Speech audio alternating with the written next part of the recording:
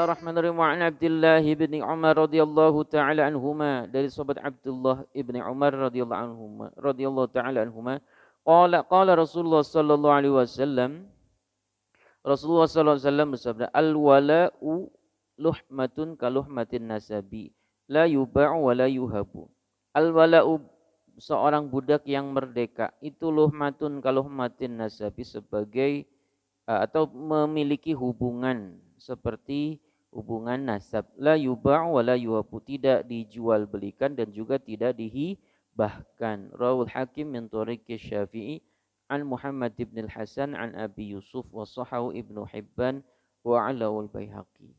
Maknanya apa? Ini walaupun sudah tidak ada di dunia saat ini ya, di kehidupan dunia saat ini, tapi dulu itu manakala ada orang yang memerdekakan budak dan orang tersebut tidak punya ahli waris, maka warisannya jatuh ke budak yang dimerdekakan. Atau sebaliknya, manakala budaknya itu disebut wala ya, budak yang merdeka.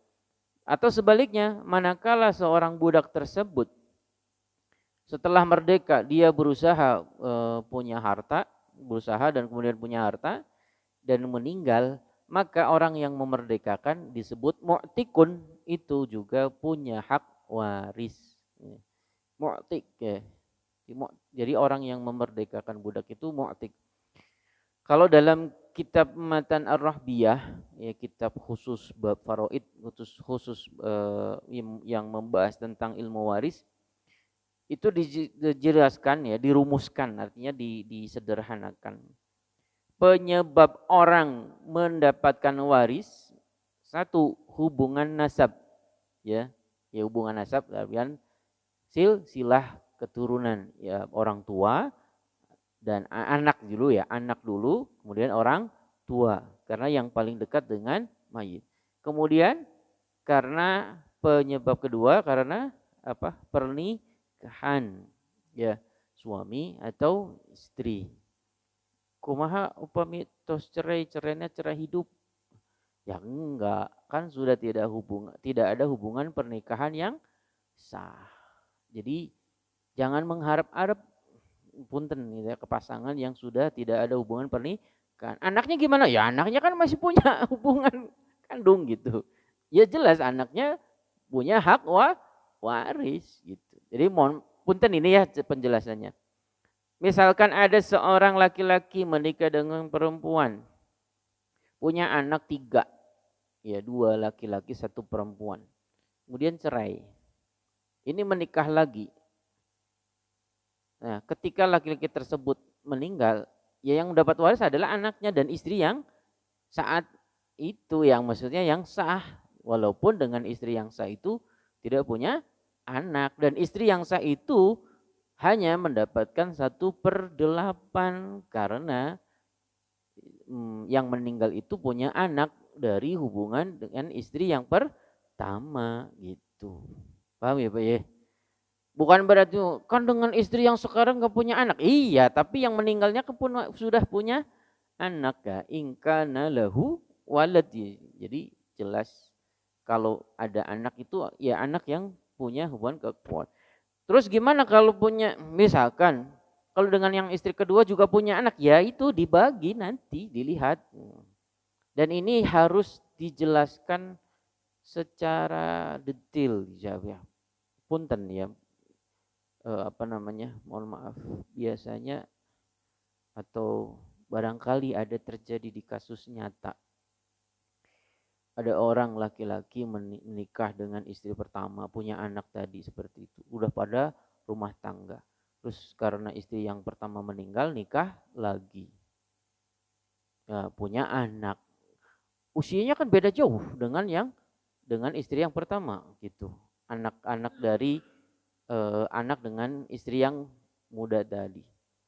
Nah, begitu meninggal, anak dengan yang istri pertama itu berasa menguasai karena merasa